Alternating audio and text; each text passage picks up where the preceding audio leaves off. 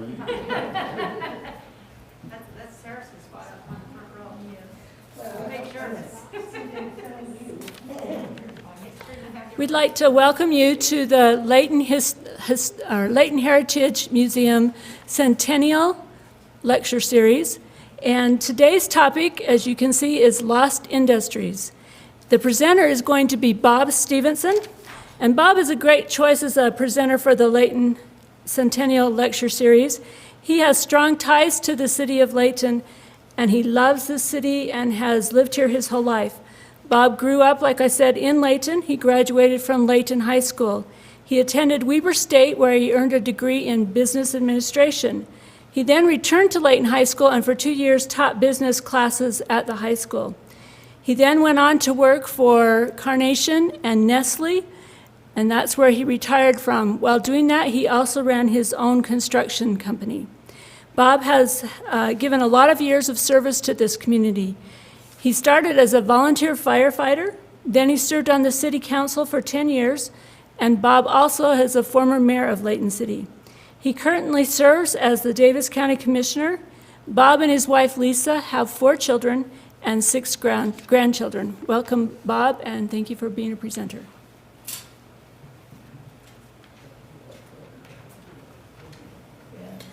Thank you, Joyce. I appreciate that kind introduction. There probably were a lot of things that I've done that we don't want to talk about also during that period of time. But it has been a wonderful life for me to be able to grow up here in this community. This community has offered me a lot of opportunities to be able to do things and be able to learn. And hopefully I can take some time to be able to talk about what's referred to as lost industries, which from my perspective as I look at this, and some of these things as we go through it, I actually as a young boy remember some of these. But I think that not only do we look at it as the lost industries, but maybe we look at it as how our area has transformed over time and the things that set the roots to create this. If we turn around and we look dealing with the early settlements, realistically, the number one important factor that took place here in our area was the need for water. Water not only was the need for survival for anybody that lived here, but it also was the need to be able to start to produce products for them to be able to survive. And of course, we're very fortunate in this area, basically from a little bit of what would be North Kaysville, basically through Layton, in the fact that we have 3 or 4 creeks that come down off our mountain that flow all year round. All of us are probably very familiar with Case Creek here at the park area. You see it run through the back area where we see the ducks, and that's part of the Case Creek. We also have Holmes Creek, which is over more on the south side. You've got Hates Creek, which gets into the KAYSVILLE area. And these are very important factors for what helped our area to turn around and grow during that period of time. One of the things that was kind of interesting is that, and again, realizing that this area was developed because, due to the pioneers coming into the area, there was a lot of influence from the Mormon Church or the LDS Church during that time. When this area was being developed, the individual, William Kay, was the bishop of the local LDS ward. Now, with us now, we think of wards as almost being neighborhoods, but realize that during that period of time, the ward was a very large area. It wasn't just, 2 or 3 streets with a meeting house right there. And so William Kay was the LDS bishop at that time, and it was called Kay's Ward. And he had sent information basically back saying that to let anyone know that yes, this has some good lands and we're glad to have you here. There's plenty of good land to be able to start your homestead on, but there isn't very much water, and that becomes a very key thing as far as time goes. This slide right here basically shows the different creeks that are coming down off the mountain area, how they run, and then it also shows basically where the farms were starting to be produced. And as you notice, they're all tied into where this water ran through. And one of the things to remember is that, like right now, we're building a home up on the east side, and one of the forks of, I think the Holmes Creek is what, or maybe the Case Creek, comes kind of by where we're building. But the banks are very, very deep. So if we're standing where we're building our home, you go basically look down to see where the water is. Well, that creates a problem because if you're a farmer, how do you get the water from that deep area back up to be able to flood irrigate your area? Well, most of the farms, as you see this, were all being built way down west to where it started to level out so that they could very easily flood irrigate and create the irrigation they needed for the crops during that time. As time went by, things slowly started moving further and further east as they developed new ways and new techniques to be able to irrigate their land. The number one product that they were producing to begin with is what they refer to as cereal grains. That's going to be your wheat, your oats, your barley, these types of things here. And the reason that this started this way is because it wasn't about production to sell. It was about production to survive. And this is what these farmers started to do. There were two gentlemen, Edward Phillips and also John Hiram Green, and not to be confused with John Green that we all know here in Layton at this time. They basically were some of the first settlers. They started with and producing these cereal grains with a whopping 11 acres. Nowadays, 11 acres wouldn't even be considered a farm as far as that goes with what's there. But they had 11 acres they started with. They took very good care of it in production, and they ended up with about 460 bushels of grain at the end of the year. And again, this wasn't because they were necessarily trying to use this to create an influx of money into them. It was so their families could survive during that period. This picture here basically represents a field with the early settlers basically out in it looking at their crop that is growing. One thing, just as I pass that up too, is please realize that one of the things they did is a lot of this also was dry farms. If they were able to, and I think we all see it, if we can have a very wet spring and it can stay wet during June in our area, these dry farms can still work without irrigation, and this was part of the things that took place during that. As far as we move into this next slide, it's basically showing on some of these farms. It gives you an indication of the type of development they had as far as they moved into more of a steam engine instead of the horse and plow with what they were able to do and how they were able to try to create it. One of the things I think that we all have to remember in this process is that we have this tendency to think of how things are right now, and we see the production and we see the process of production that takes place in the fields today. We got to remember back then, this was all by hand. And it wasn't as though they had a Home Depot to turn around and run down to and basically pick up, a new tool to be able to help them or to fix a part or whatever they needed to. This was very labor intense with what they had to do during that period of time. And this all took place, early on in, around the 1860s as far as their timing went.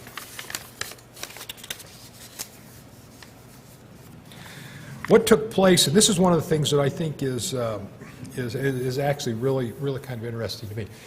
I love economics, and I love to see how economic growth takes place. And if you think about this, these early settlers came into this, and their number one thing they had to do was to survive.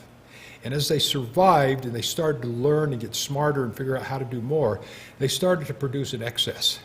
And when they started producing the excess, then all of a sudden, hey, not only can we survive, but now we can start maybe making money, or we can maybe start trading grain for chickens or whatever they needed to do as far as it went.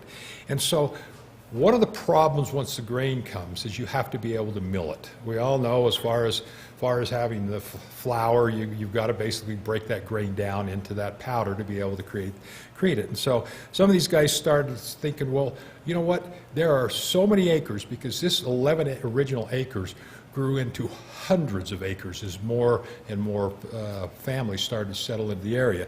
So the wino mill, which was the first family that basically in 1854, these guys decided, them along with the Jennings, decided they were going to create a flour mill. And it was called the LAYTON Roller Mill. And it was, or actually it was a Weiner mill, and then the LAYTON Roller Mill came after that.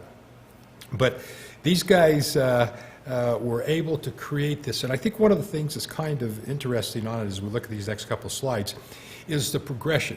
How did they turn around and create, I mean, if you take a grist mill is basically going to be a milling company, milling building that is going to have the mills in them. And how can these mills be turned? Because again, they didn't have a switch to turn the power on.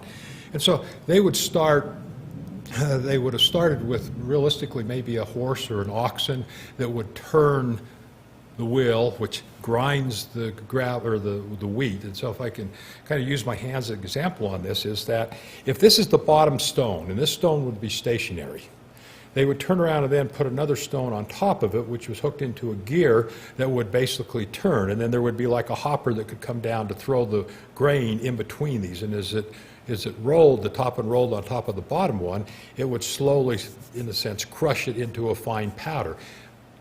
Probably not the same fine powder that we think of if we go buy a bag of wheat or a bag of flour at the local store. But this is how they started to create these mills, and then they would turn around and pull the powder off to put into the bags, and this is how they started to create it. One of the things that was interesting is if you were the miller, if it was your building, your business that you were doing, they had what was called the miller's toll. And think of a toll road with the fact if you're going to use it. Well, the easy figure was that for every 10 bags of flour that was ground in the mill, the owner of the mill was able to keep one of them. So basically he had a 10% markup as far as that went on it, which as we look at time, we understand that profits have probably gotten a lot higher than that with time has gone as far as it goes. But this was kind of what they did at that period of time. The other mills that came in at this time, you had, again, the Weiner Mill was the original one in 1854. The LAYTON JENNINGS flour mill came in 1868. The LAYTON roller mill came in 1890. The Kays Milling Company in 1905, and the Kaysville-LAYTON Milling Company in 1921. Now, the only thing is, and maybe we'll touch base a little bit, the only thing is we see this Kaysville-LAYTON. I still have no idea why people let it be the Kaysville-LAYTON instead of the LAYTON-Kaysville. Somewhere along the line, there were problems with that, with whatever somebody was thinking. You know, on this John Wymo, and to me, this shows you how with time, with how things fall into place. So this John Wyno, who was the first one to start a mill, he actually was a Mormon convert who came to this area from Germany. And lo and behold, what did he do in Germany? He was an apprentice miller. So he came to this area and was able to use his talents that he had learned in Germany to be able to create this and start this process as far as milling goes.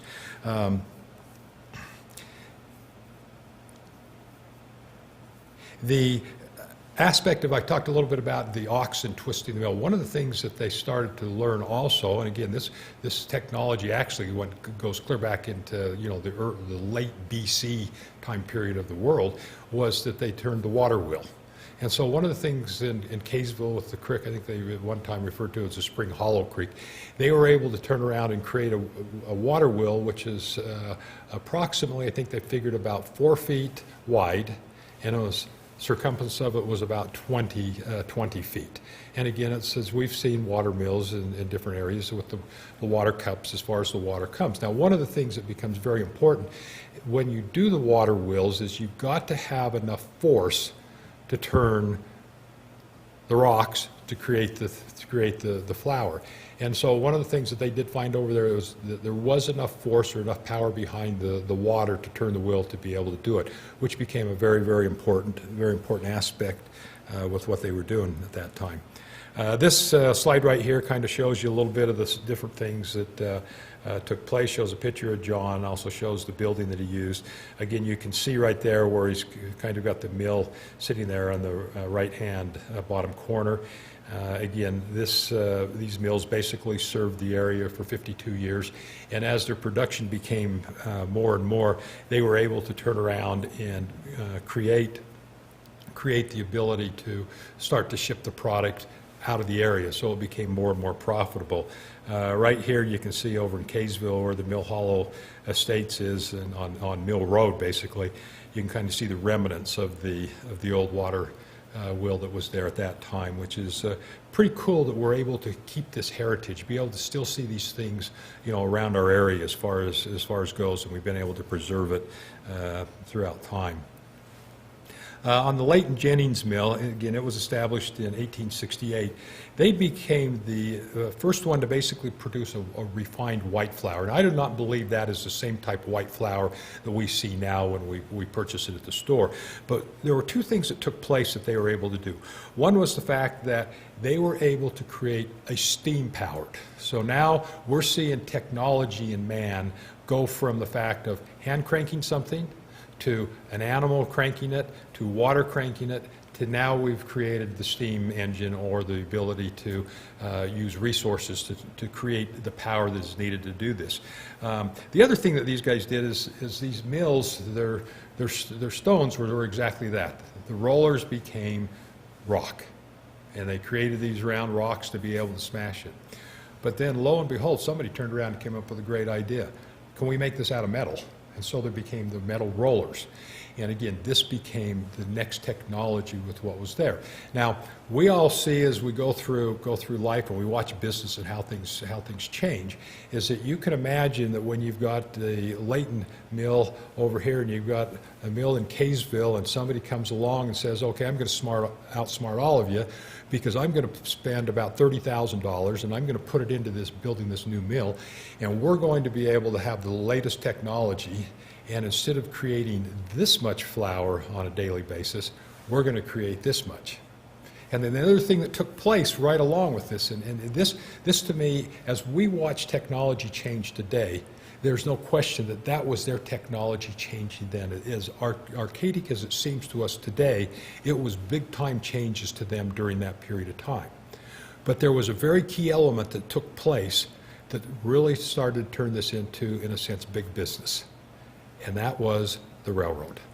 Because when that railroad came through and they were able to turn around and load those cars with flour, they now, instead of shipping it to hypothetically Brigham City or to Logan or to North Salt Lake, they were now shipping it into the western United States. And they were able to move this grain through there, and this became very, very big business for a number of people. You can see in this picture right here, you've got Christopher LAYTON and also William Jennings. Again, all of us realize that the name Layton City basically came from Christopher LAYTON as far as this goes. So that's some of the time right there as far as that goes with us. One of the things that took place also was the fact of where were these products being sold at, because they went from just producing them and trading them, and now they're starting to create the ability to trade money, to basically use that. This right here basically shows the Walgreens over in KAYSVILLE. That corner there was, I think, one of the areas where some of the milling was taking place. The other thing I think we're all familiar with, the Farmers Union, which was actually down here on the corner of Gentile Street and Main Street. As far as time went, it was another location to where some of the product was being sold. Again, the LAYTON Roller Mill, it was established in 1890. It was on LAYTON Main Street, just south of the Farmers Union. And again, if you see on the slide there, it talks about a very key thing, and that is the fact that it had excellent railroad access, and that it actually operated for 30 years. You can see there on the one package where their brand was White Swan. White Swan was actually considered a very high-profile flour, and was one of the key brands for a long time in a large area. The other thing, though, is if you look over, if I can come down here and see it right there, you can see where you got the LAYTON Roller Mills bag that was right there also. And again, that was the one that was coming out of the LAYTON Roller Mills. Very impressive, and it's too bad we do have some remnants of this stuff left over, but most of the stuff here in our area is now gone. This right here was kind of an interesting thing, because during the Pioneer Parade of 1897, the LAYTON Roller Mills said they were going to go ahead and put a float in the parade. And so what they did is they turned around and took their flour, and you can see they stacked it basically 4 tiers high, and then they turned around and put the LAYTON Roller Mills title on it. What is interesting is you look at the picture, though, is if you turn around and don't look at the flour, But look at the two gentlemen who are driving it, realize it's being pulled by horses, and I would really be curious if these were hypothetically 20 or 25 pound bags, how many horses are actually pulling this? We can see basically there's a pair of horses there on the left side of the picture, but would that have been maybe 8 horses? Not sure. There's a lot of weight there, and that trailer's carrying a whole lot of weight on it. But this was an entry into the parade during that time. Right here you see where the Case Crossing apartment complex is, which we're all familiar with down in Layton. This is basically the area where this was at, and it's an amazing time to think how things have changed. I sometimes wonder if you could turn around and be able to sit down with a William Jennings or a Christopher Layton and be able to have them come into this time right now to see how their minds would expand and things that they would see, and would they be able to comprehend the changes that have taken place over time as far as that goes. Sometimes I think just in my life, as we look at the different changes, is that it becomes a little bit amazing with how quickly and how things do change. The Kaysville Milling Company, it was established in 1905, and you'll see two familiar names, especially if you're originally from Kaysville, and that is going to be the Barnes name and also the Blood name as far as that goes. Henry Blood and also Mr. Barnes, I believe they became big-time business people in this area, and those two names tie right into what we used to remember as the Barnes Bank and the things that they took place. I think it's interesting to me to turn around and think back into the 1847 when the pioneers came and how they came, and their goal was survival, and yet how time went by, and by the time you get up to the 1900s, which was really 50 years later, it was not that long, how much things have changed, how they've gone from survival to commerce. This is what they've done, and the drive within men to be able to continue to figure out how they can improve and how they can continue to work into things. Now, one of the things that's interesting about the Barnes and Blood with what they did is that we are all familiar with what that became. The remnants, in a sense, are still there, but that is where the LDS Church has their grain mills now. As you drive down I-15, you can see it right there in Kaysville. Very big-time production as far as what goes there, as far as the welfare system. The thing that intrigues me on it also is the fact that as successful as these guys were, that the LDS Church stepped in and purchased this from them as far as that goes. I'm just going to step back a little to a couple of these other mills. Sometimes you think, why did these places stop producing? Well, of course, one is competition. There's no question on that. But there were two of the mills that were impacted by something that we still know of today, and that was east winds. Two of the old mills that we had shown here were basically damaged to not being able to repair them because of east wind storms. So as we turn around and we see the trees blow over and some shingles come off, there were people who lost their businesses because of these east winds with what took place on it. So, the weather that we deal with today is no different than the weather they were dealing with, 130 years ago as far as it goes. But you can see now here as far as how the Deseret Mills there in Kaysville, as that has grown and become the manufacturing plant, is there also. I think we're all familiar with the pasta plant that is now there.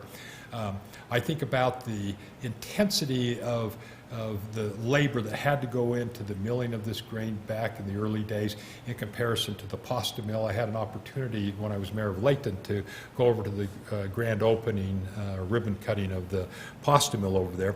And if I remember correctly with what the managers and that said, is that pasta mill only takes 3 or 4 or 5 people to run it over a 24-hour period.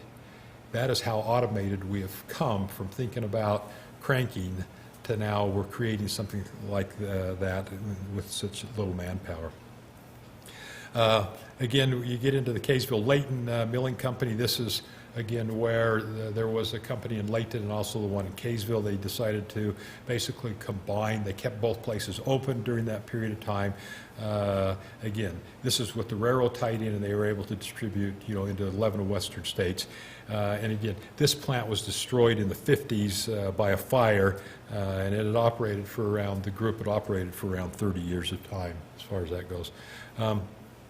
One of the things now that it also intrigues me on this is that everybody's producing cereal grains, the barley, the wheat, the oats, and all of a sudden somebody turns around and figures out the fact of, well, why don't we start developing something else? And so that was the introduction of vegetables that started to take place in the crops. And one of the things that's interesting in our area here is that in different areas, the soil is a little bit different, that is better for production, especially during that time, of different type of plants and vegetables. And so the vegetable came along, and this is where you first started to see co-ops created. A co-op is going to be basically where there's an agreement between the producer and the manufacturer. And they would turn around, the manufacturers would turn around and contract out with the different farms for the vegetables that grew best in their area. And this was a process that started, and again, the key items that were produced during this time were peas, beans, corn, tomatoes, potatoes, carrots, turnips, and pumpkins. And if you look at those items, you can see that they also have different growing seasons or different growing times. You can plant peas very early in the year. They're frost hardy in a sense. And then you can see beans grow fairly quickly, and you can follow that through to where you get all the way into the fall where you have pumpkins. Now, this way they were able to keep these plants going. So they would can peas early in the year, and they would turn around and finish with pumpkins in the fall. Now, one of the questions that I would love to ask somebody, and if anyone knows this, please give me a call, is that when I worked for Nestle, we produced what's called Libby pumpkin. Most people are very familiar with it because it's a very key thing during the Thanksgiving time. It was a very special pumpkin. It wasn't a jack-o'-lantern, as we all know, and it almost was more on the tendency of a squash. And I tried for about 5 years, because I worked within that division, to try to get them to give me some of these seeds, because I wanted to be able to plant some Libby pumpkins. I couldn't get them. They would not give these up because they are a hybrid that is created especially for that pumpkin mix. I'm really curious, as they talk about the pumpkins they grow, you can see the one picture there, is that, were these just the regular type of jack-o'-lantern we saw, or were they a cross between maybe squash and pumpkins? Where did that all fit in? But I'd be really curious to be able to understand that as far as what they were doing and how they were utilizing those things. Now, another thing too, and I'm going to look at Mr. Adams here, is that were pumpkins a broad name for all squash at that time? Do you know whether that's the case or not? You're not sure either, so it would be an interesting thing to be able to find that out. The canning companies that started coming during that time was the Syracuse Canning Company, the KAYSVILLE Canning Corporation, the Woods Cross Canning, which Woods Cross basically has been a national brand that has been there for a lot of years, that basically bought one that was here in Layton, and they had it was one of those things that took place that it offered a lot of women the opportunity to be able to go to work and work in these plants. They were involved with peeling, they were involved with coring and this stuff as far as it went in that industry. I believe my mother actually, during a period of time, worked at the Woods Cross canning factory when she was younger. Again, you had the KAYSVILLE Canning Company. You can see they got into fruits with what they were doing. You can see the different pictures. Again, the Barnes family became part of the enterprise. And again, this one, the story on this one here is actually pretty interesting, because one of the things that happened is because they were becoming a lot of produce and a lot of vegetables were being produced, they had a problem because a lot of the farmers did not have anywhere to take their goods to be able to have them canned. And there's nothing worse than trying to have survival and not being able to sell and manufacture what you're growing. And so with this, there was a meeting with an LDS bishopric, to where the bishopric saw the problems that were taking place within their ward, their area, and so they basically, as a bishopric, set out to try to create a manufacturing. This is where the Kaysville Canning Corporation came from. It was basically established by a bishopric looking for investors, and this is where the Barnes family became involved to make this work. Now, you think about today some of the issues that we deal with within our neighborhoods, and that as we try to take care of other families, take care of neighbors. You think about the aspect of basically having your local leader say, we're going to start a canning corporation. We're going to stand a canning company. We need to be able to make this work because we've got to help the people that live in our neighborhoods. So it was without a doubt a very big endeavor, which they did, but they made it work, and it ended up operating for over 40 years. Again, this is another picture of the old cannery on the site of the Deseret Mills over there, where that was located. In fact, I believe that may be the building, I'm not sure if they still use it, but at one time was where you could go into and do some of your own canning in it for food storage. The Woods Cross Cannery, again, was a very big operation. Again, they contracted with farmers in North Davis County, and they actually became a major employer and was operated for over 30 years. Again, this is basically down where this was set up, and if I'm not mistaken, one of the things that's interesting about that is that we saw in this picture, if we go back here, this basically is where the townhouses are right there, kind of, and before the townhouses were there, this is where the St. Rose of Lima Church was located. And if you remember, you had the church right there kind of facing Cross Street, and then right kind of the side of it was the big warehouse-looking building as far as it. This is where the canning was, and it was sold. I believe there was a fire in there that shut it down, and it was sold to the St. Rose of Lima, who basically used that for a number of years until it was torn down, and St. Rose built a new church over here on Chapel Street. You can kind of see there became the Syracuse KAYSVILLE Canning Company. It was started by the Walker families back in the 90s. Again, it combined with the Kaysville Canning Corporation in the 20s. It operated for 55 years. This is Utah Onion, which we still know today, which is down on Sugar Street and Gentile Street. This is an opportunity to still see some production that takes place right here in our day today. One of the things that started to come on, which was interesting, which I actually tried to see if I could get a hold of a sugar beet. When I was a young boy, I remember the sugar beet factories. Now, not only the sugar beet factory, but also the sugar beets in the field. And one of the reasons why is where I grew up on Gordon Avenue, across the street was acres of open field, and they would plant sugar beets over there. And the other thing is we also learned as kids is it was great pheasant hunting in the sugar beet fields. And so this is where we'd get tied into it a lot. But one thing that took place with sugar beets, and again, we got to go back into the early 1900s, is realize that sugar beets became a very, very intense labor product. And they had to not only kind of individually plant the seeds, but they also had to turn around and weed the rows. They had to thin the rows.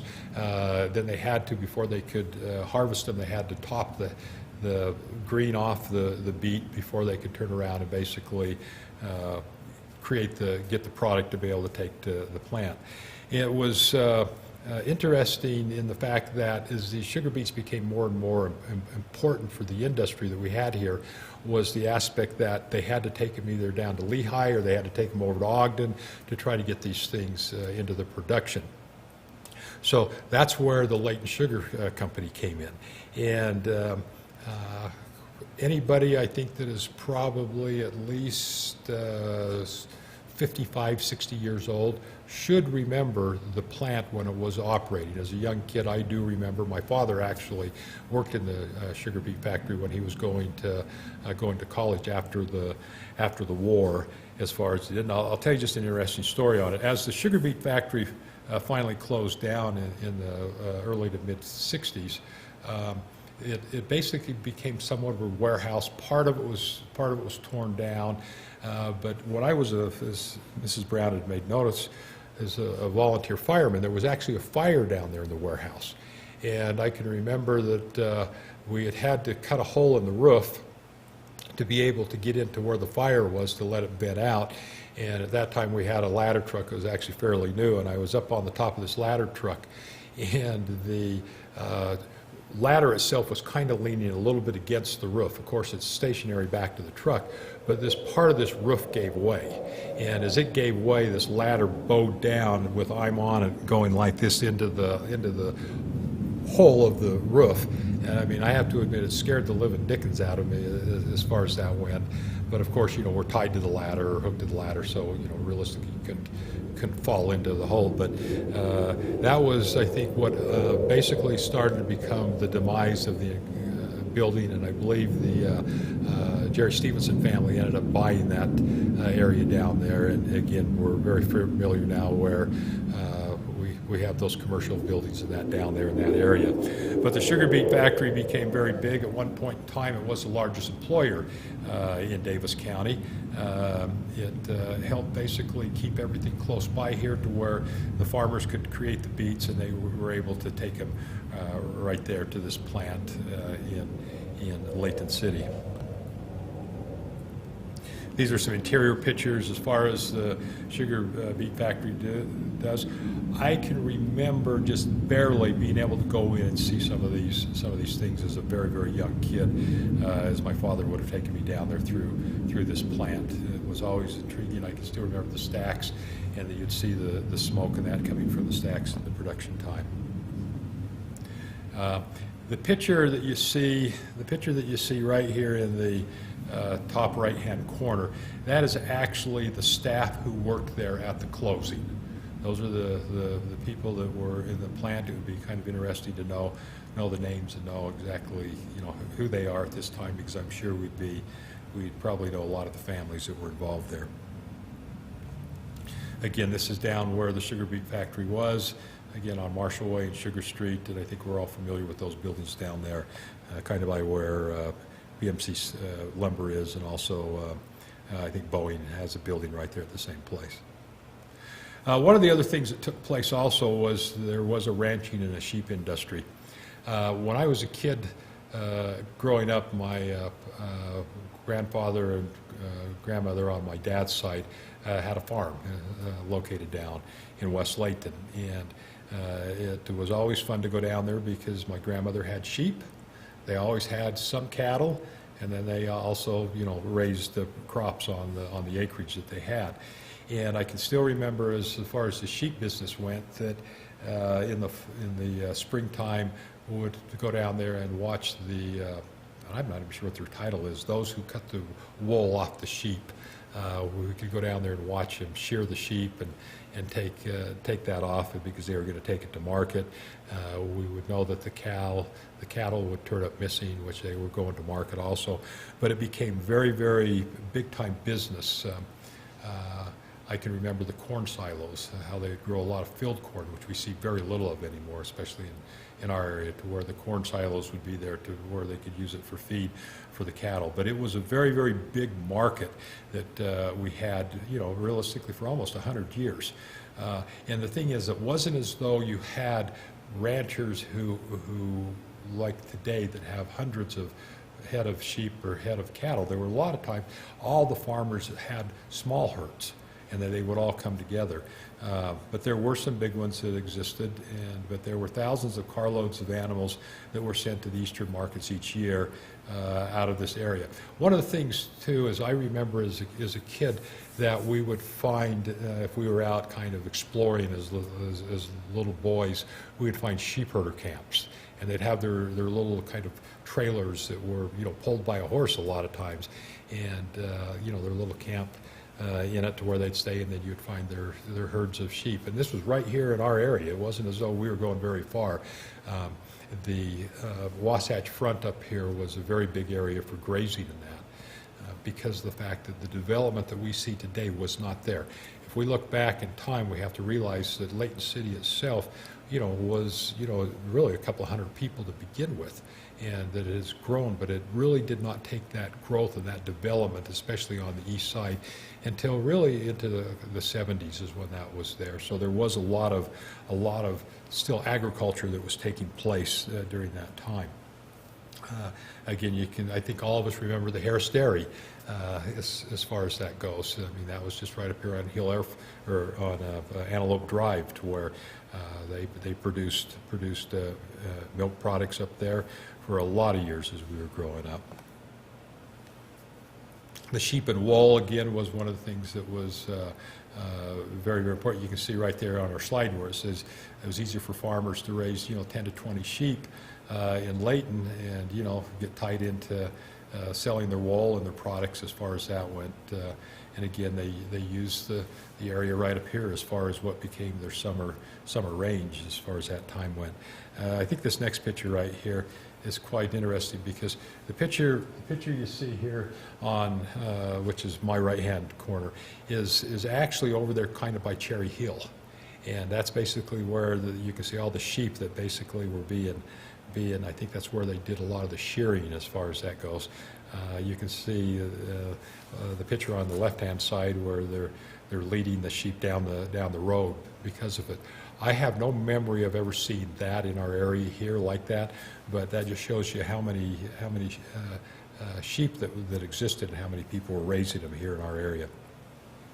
One of the things, too, that I didn't realize till I had looked at this is that actually this area was big for draft horses.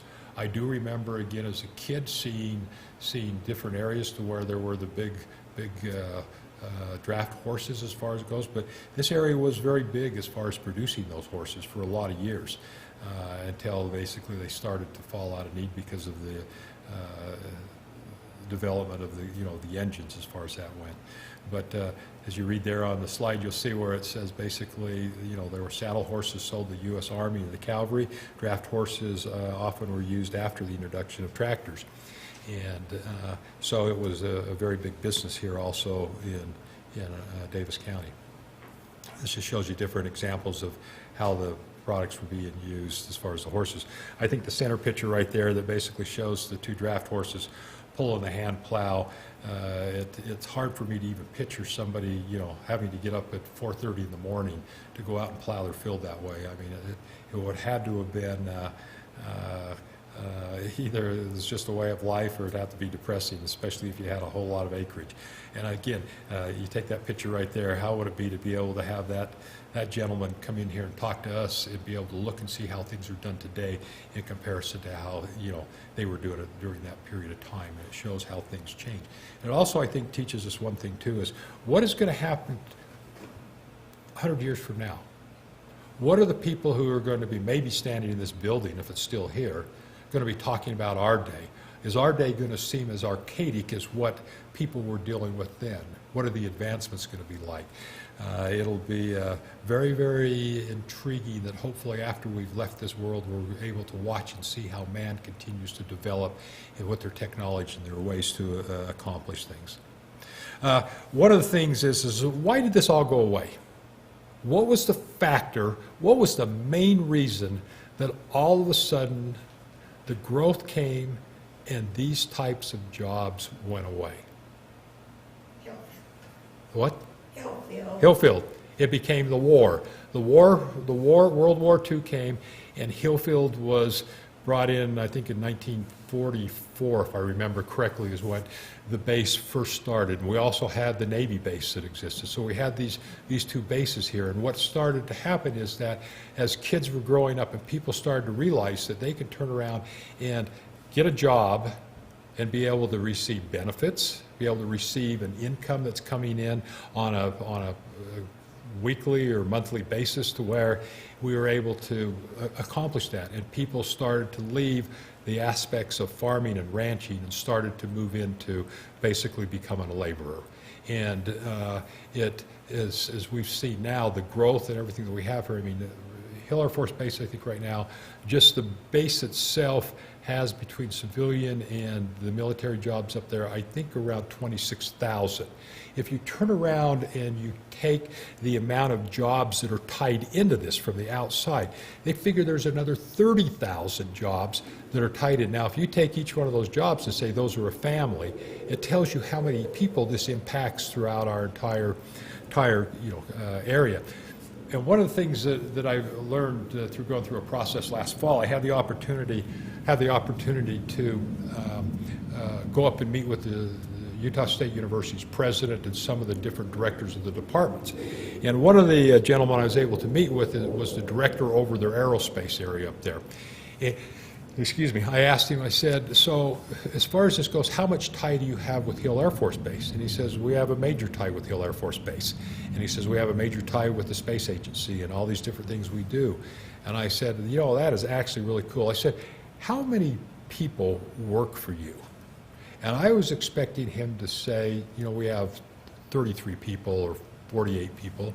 He says, presently right now, we have over 1,000 full-time employees that work with us within this section of Utah State with the technology and the development they have dealing with the space and that.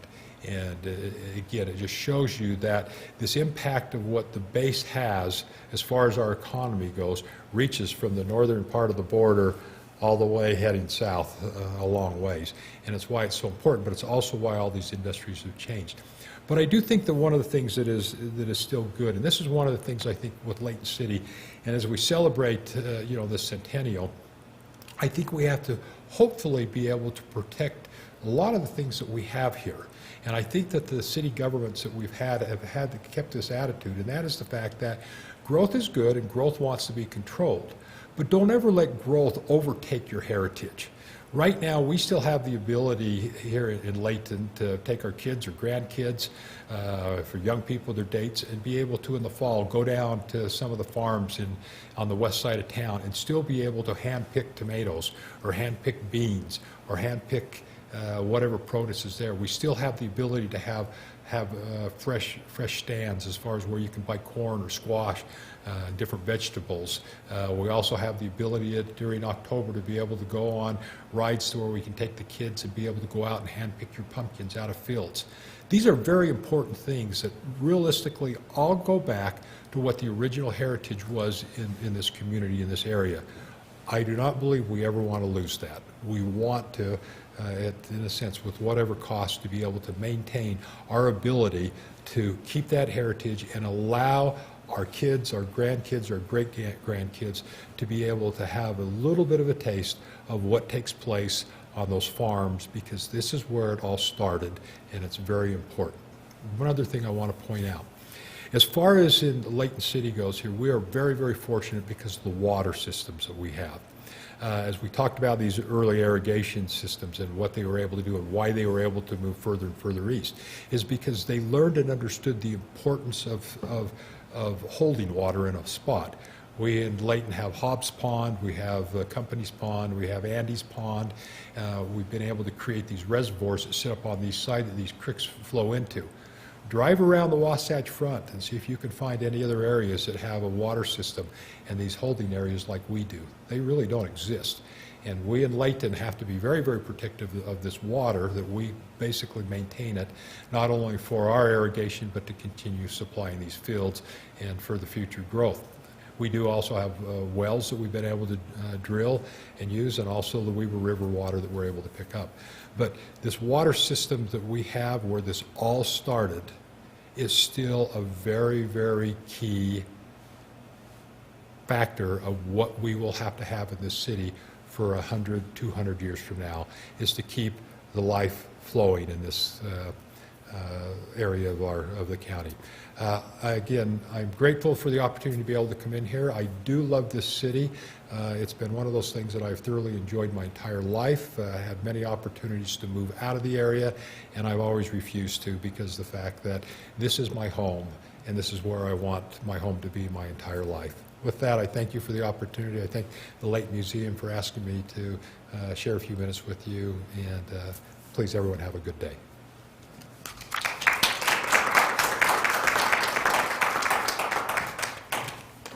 Thank you.